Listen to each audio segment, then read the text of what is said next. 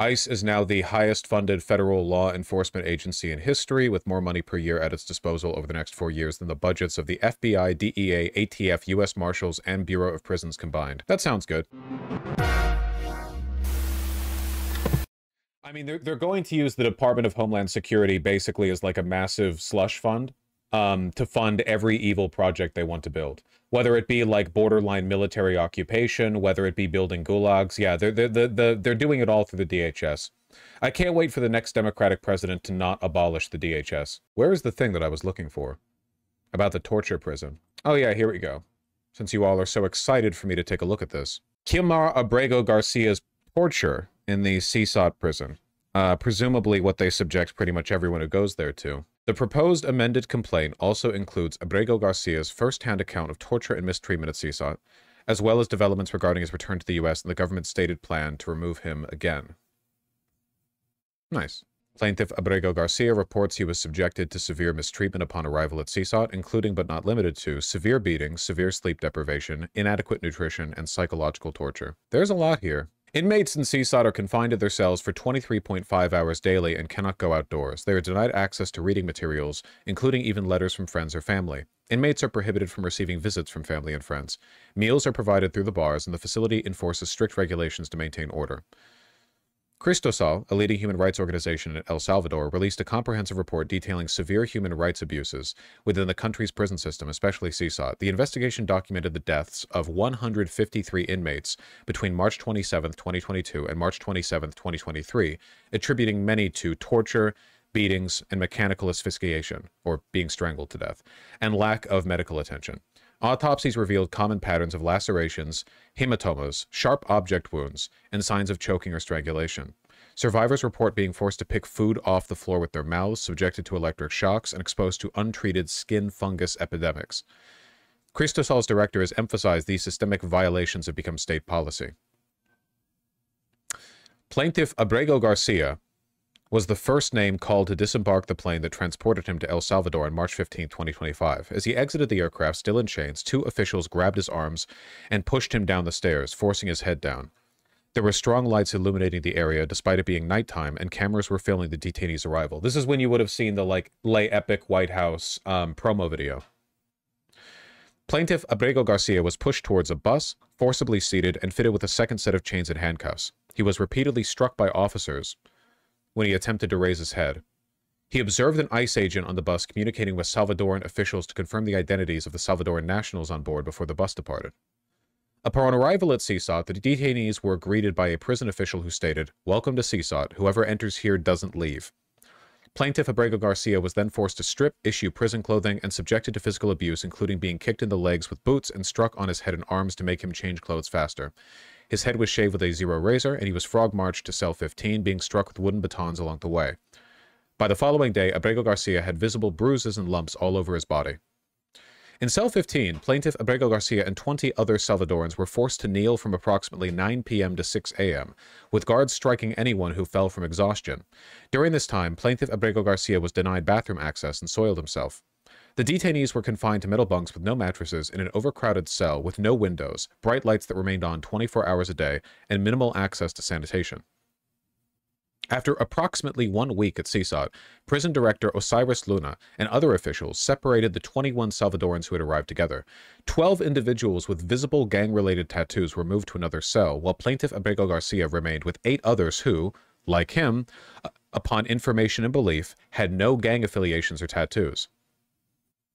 As reflected by his segregation, the Salvadoran authorities recognized that Abrego Garcia was not affiliated with any gang, and at around this time, prison officials explicitly acknowledged that Plaintiff Abrego Garcia's tattoos were not gang-related, telling him, quote, "Your tattoos are fine." That's pretty funny. In a grim kind of way, I guess. While at Seesaw, prison officials repeatedly told Plaintiff Abrego Garcia that they would transfer him to the cells containing gang members who, they assured him, would tear him apart. Indeed, Abrego Garcia repeatedly observed prisoners in nearby cells who he understood to be gang members violently harm each other with no intervention from guards or personnel. Screams from nearby cells would similarly ring out throughout the night without any response from guards whatsoever.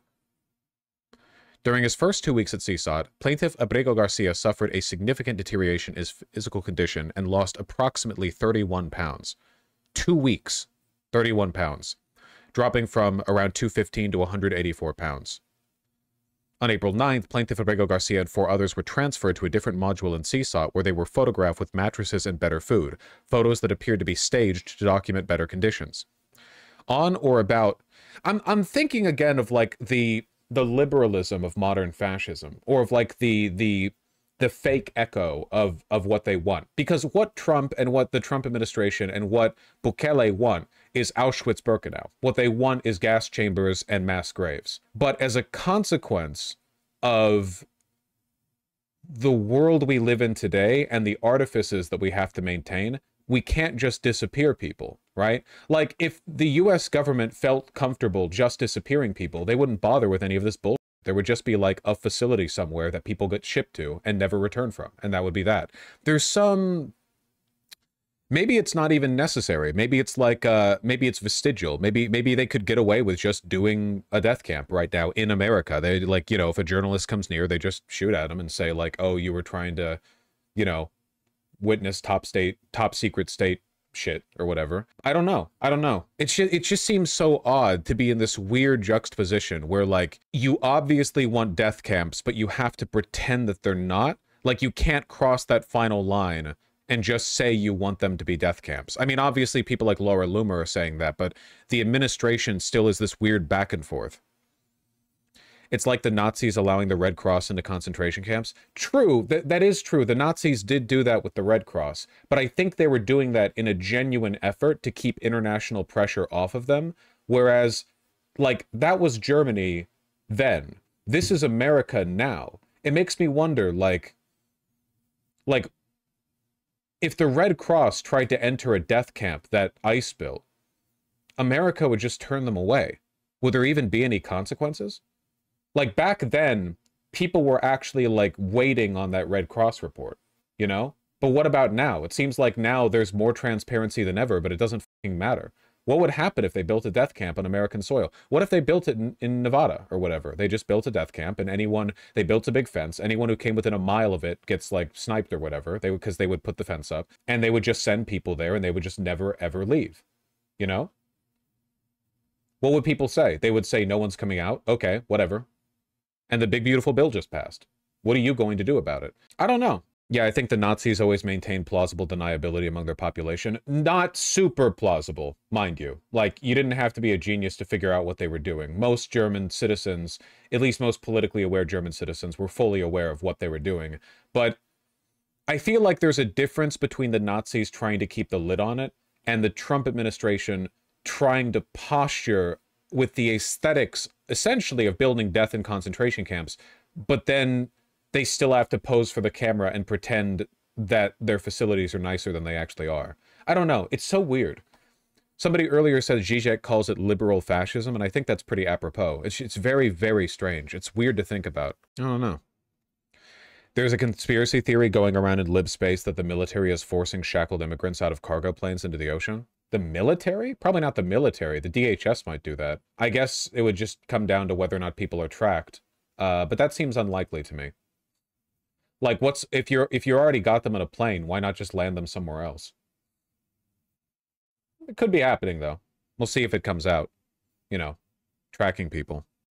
Indeed, Abrego Garcia repeatedly observed prisoners in nearby cells who he understood to be gang members violently harm each other with no intervention from guards or personnel. During his first 2 weeks at Seesaw, he lost a bunch of food. On or about April 10th, 2025, plaintiff Abrego Garcia was transferred alone to the Centro Industrial Prison Facility in Santa Ana, El Salvador. While at Centro Industrial, plaintiff Abrego Garcia was frequently hidden from visitors, being told to remain in a separate room whenever outside visitors came to the facility. During his entire time in detention in El Salvador, Abrego Garcia was denied any communication with his family and access to counsel until Senator Van Holland visited him on April 17, 2025. Basically the only base thing that a sitting Democrat has done so far in the Trump administration. It's the only thing that's happened that I was impressed by and seems to have made a real difference, and I do respect it. Yeah. Actually dangerous to go down there under those conditions. What's Van Holland done since? I don't know.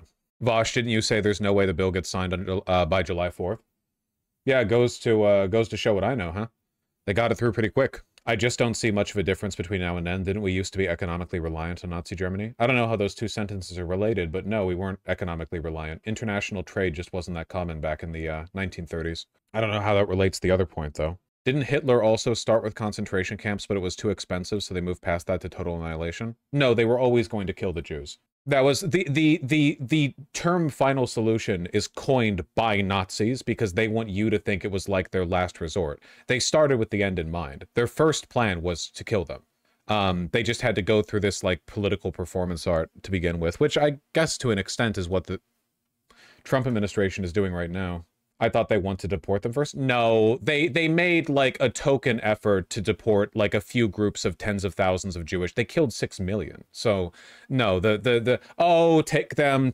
Oh, no one, sorry. The whole 6 months has passed and the other countries in the world haven't taken the entire Jewish population of Germany. All right, we have no choice. Yeah, it's bullshit. They weren't forced to do anything. Maybe all fascism is liberal fascism. Maybe like fascism has always been pathetic and performative in a way that we typically associate with liberalism, which would be bad news because that would imply that we're moving on to death camps today soon.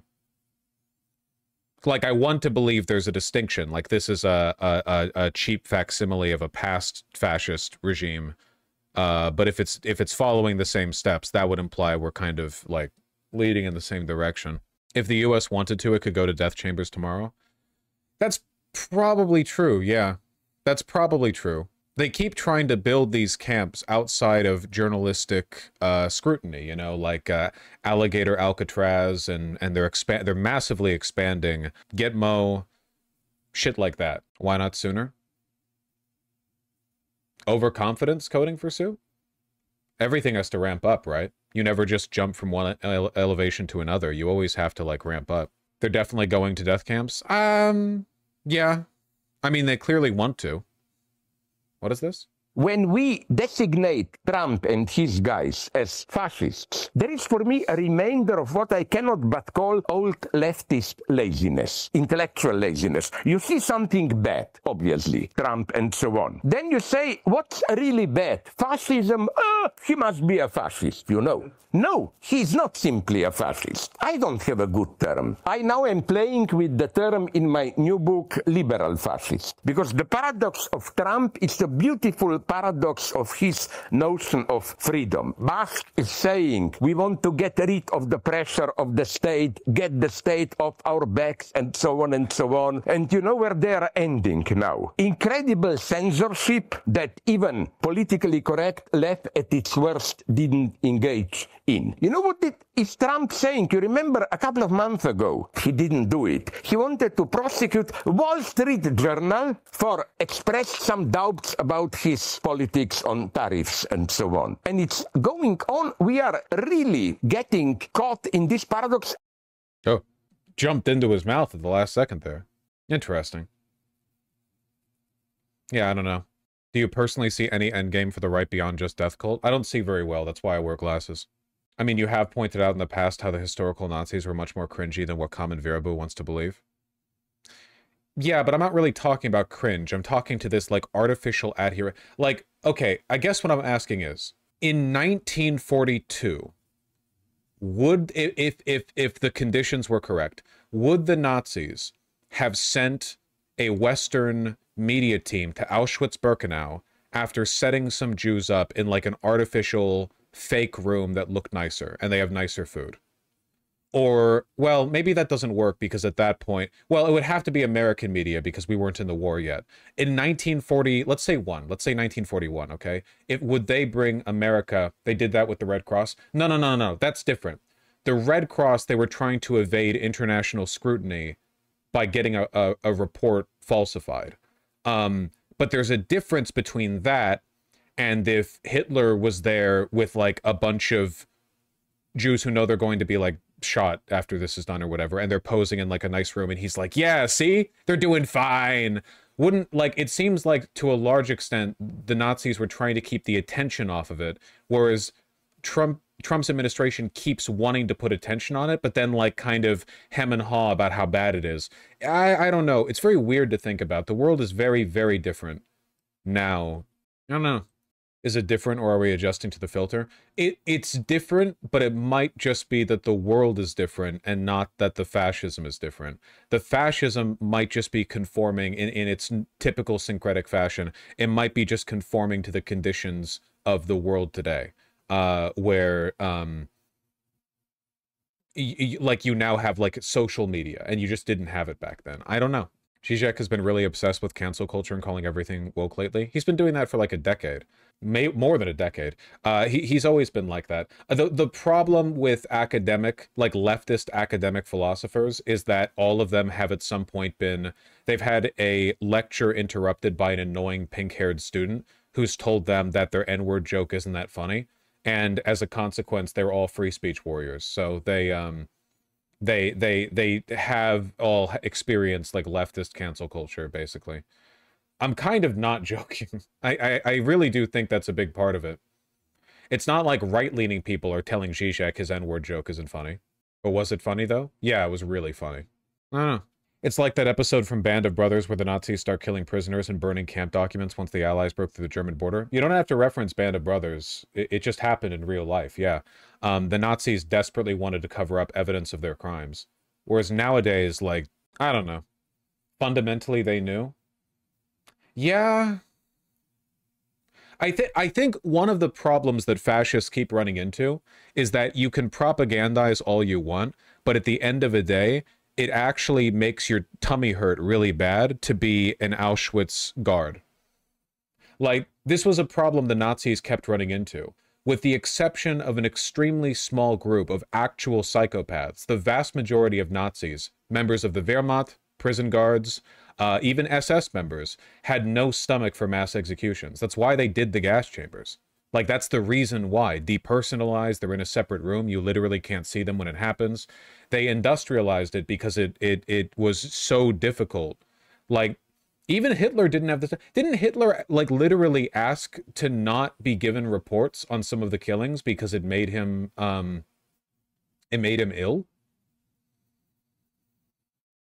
They had to keep rotating SS death squads because they'd eventually mentally break. It's a problem, right? Because, like, from their perspective, you can propagandize all you want, but at the end of the day, everyone's human. You feel bad. Some IOF soldiers report the same. A ton of them do. A ton of them have PTSD. I'm not asking you to sympathize with them, by the way. I'm only saying that this is a logistical problem for fascists because your ideology demands cruelty and indifference to life. But in reality, like, you still have, you know, like literally underlying biological impulses to not act as antisocial as your ideology demands you act, you know? Yeah, fascism is very unnatural. Yeah, 100%. Anyway, I think to an extent that probably explains... You have to create all these legitimizing mechanisms, but a lot of them just don't work. Joseph Mengele was uniquely evil. Yeah. There are always some people. There are some people who are born with broken minds, who are a lot more moldable. But for the majority of people, the Nazis tried to get regular German soldiers to do the killings, but it was horrendous from a suicide standpoint after the fact. They had to bring in police to do most of the killing with guns, but then they switched to the gas chambers because even the police began to get suicidal. Yeah. Wow, that's depressing. I mean, I think some solace can be taken in the knowledge that fascism is inhuman and that it runs against fundamental parts of the way our brains work, you know? It's just not, like, in the long run, it's why it's self-destructive, right? You literally can't. And yet what? There are lots of things we do that run against our nature, but, like, we do fall into equilibrium eventually. Socialism doesn't have this issue. You know, the idea of, like, collaborative, cooperative society, social, economic living, you know, these things don't run against our nature at all. Whereas fascism does. That's why Palantir and drones are so scary. Yeah, it does seem like we are getting better at removing humans from the process, so we'll see. It's why they, like, yeah, it's why they've been using like Palantir AI to do drone strikes in Israel, you know? Not only does it give them the ability to offload blame onto a computer system rather than them, but you know, it means no humans have to be involved in the process. Do you think it's natural to be socialist? I think it's natural to be pro-social, care about the people around you, and to believe in things like equity. You know, the idea that yeah, if you work hard, you should get rewarded for it. I think that communal tendencies are natural, and I think that socialism works well as an extension of that. Unfortunately, it's also natural to be hierarchical, and socialism doesn't gel well with that. So I think you could argue that the war there is in favor of our better nature against our worse nature, whereas fascism tries unsuccessfully to make us less human than we are capable of being, on average. Anyway, that's enough of that. Is there good news? Today? No. What about tomorrow? No one knows the future, but I wouldn't bet on it.